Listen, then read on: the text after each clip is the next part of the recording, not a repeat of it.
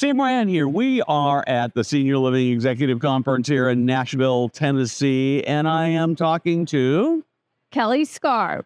And you're with? The Arbor Company. Okay, and tell me a little bit about the Arbor Company.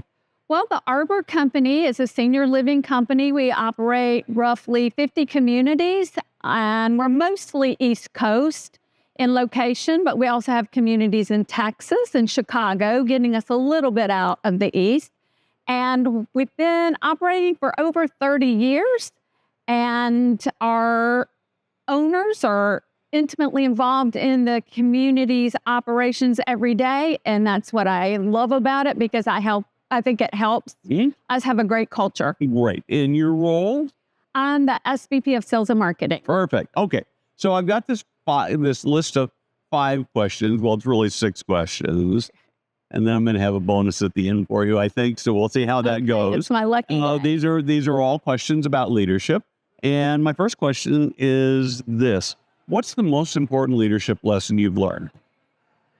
I would say the most important leadership lesson that I've learned is build trust. I think when you can come in and build trust, and that's at every level, that's whether you're working with your peers, up the organization, down the organization, people that report to you.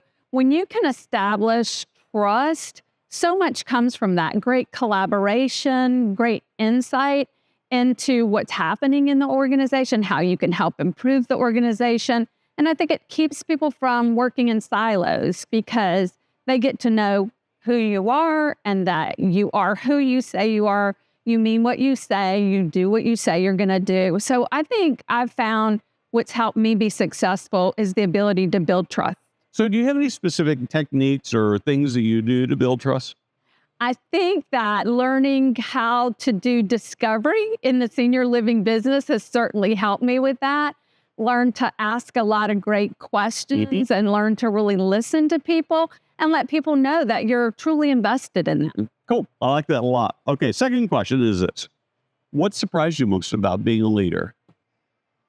Oh, this one's a little bit easy for me to answer, and it's mostly generated by the fact that I have no poker face. And I learned probably sometimes the hard way that the way that you physically react, the way that you respond, you're being watched as a leader. And things that I may say, especially if I'm out in the field, I'm visiting a community, and I'm making a comment to a salesperson or to an executive director that I just think is a just normal course of business, it may come across or land a little bit different with them.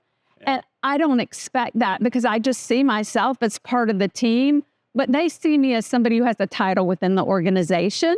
So you have to really pay attention to the way you react and respond, both physically and in words. Yeah, I know that that's true. So I have one of my team who produces my live stream. She's actually sitting right over there right now. And particularly when she first came to work for me, and I'd have something I needed to just find out, and I'd call her up, and I could hear it in my voice of, "Am I in trouble? No, oh no, what's this?" And and I would do the same thing. I mean, I don't. This is not critical. It's just human nature, right? So I really like that a lot. Well, I think COVID and doing a lot of things by Zoom really brought that to light too. I heard from my team that I have this thing that I do with rubbing my head when they've told me something that I'm not exactly excited about. I said, well, okay, I have to get better about that. That's a great story. I love that. I love that. So what does the industry still get fundamentally wrong? Well, I didn't start my career in this industry, and I have a great passion and love for this industry. But I think one of the things that we could do better is there's a constant focus all the time on sales and care, right? Because we've got to grow occupancy and we have to take care of our residents. But I really believe that residents and families come to see us to figure out what that next chapter in their lives are going to look like. They don't come to us thinking this is the final stop. They still want to live, and they still want to thrive, and they still want to have purpose. So I would love to see us as an industry put the same focus on engagement and dining and the same accountability around that in our communities that we do on occupancy and resident care. Oh, you are speaking my language. I believe I've said this before, so it's nobody, actually, that's not true. There are a couple of companies that I actually think the life enrichment director should be the highest paid person in each building, because that they're the person who's creating everything. And yet they're sort of the very bottom of the barrel in the leadership stack in the community. So I'm with you on that. Okay, where am I at? I am number 4.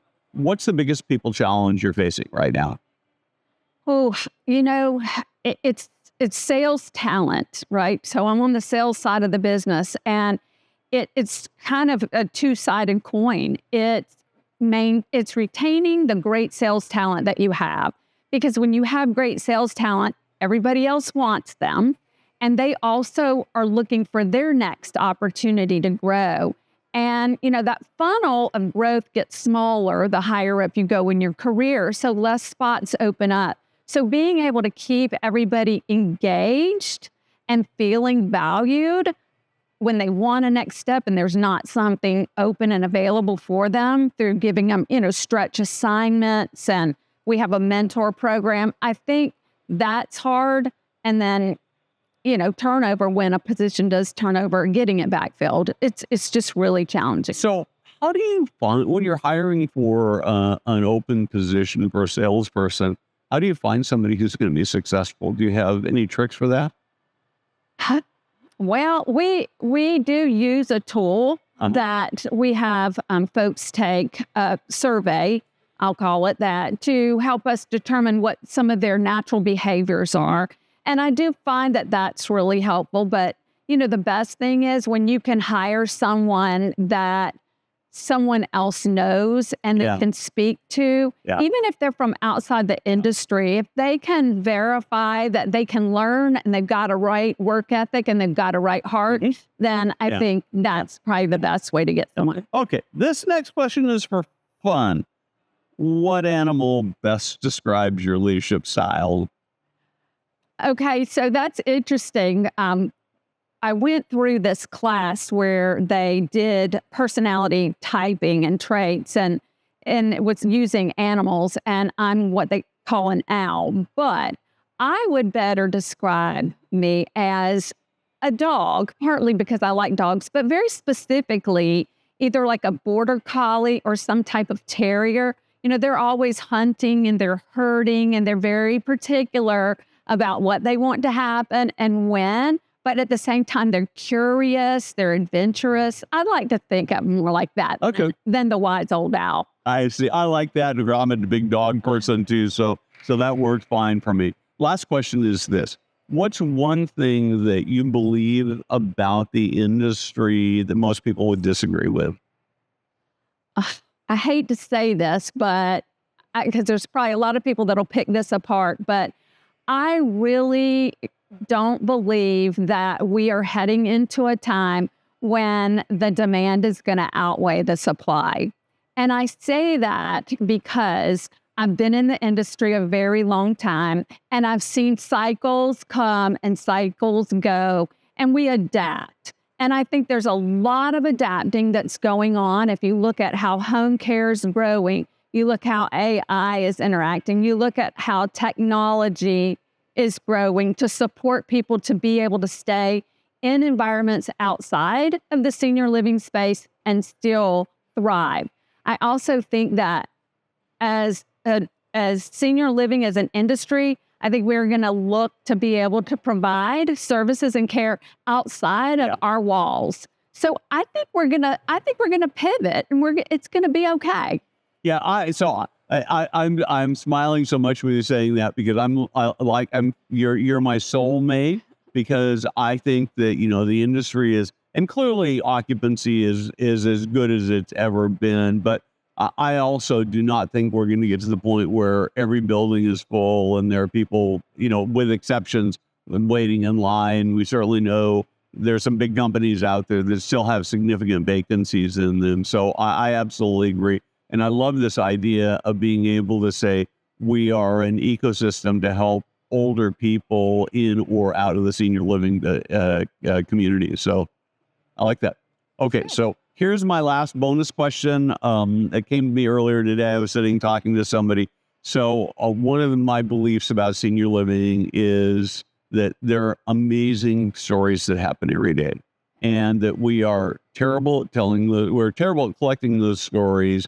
And because we don't collect them, we're terrible at telling them. So my question for you is this: can you tell me a story about how you as a leader, one of your leaders, your organization, one of your communities, or something else has transformed the life of a resident, a family member, or a team member? Oh, specifically. Yes. I don't know that I can give specifics on a team member, but I will say, Could be any one of those team yeah. members, family members, resident. Well, I mean, definitely. Okay, then I will pivot. I'll talk a little bit about residents and family members combined. We recently had our national conference that we do annually, and we did a panel where we had a resident and two different family members, not the same resident of this family member, come in and talk to everyone about what their experience was like moving into a senior living community, going through that whole inquiry and searching process, and then what it was like actually living there. And without naming a specific, to sit there and listen, like I'm getting goosebumps now, but to sit there and listen to a resident who moved into one of our independent living communities and is still there, that would never want to be anywhere else. They are so happy. They've made so many friends and they feel like it's added so much to their lives. It was a wonderful, wonderful day getting to hear that and watching everybody in the room at the conference getting to hear from her as well.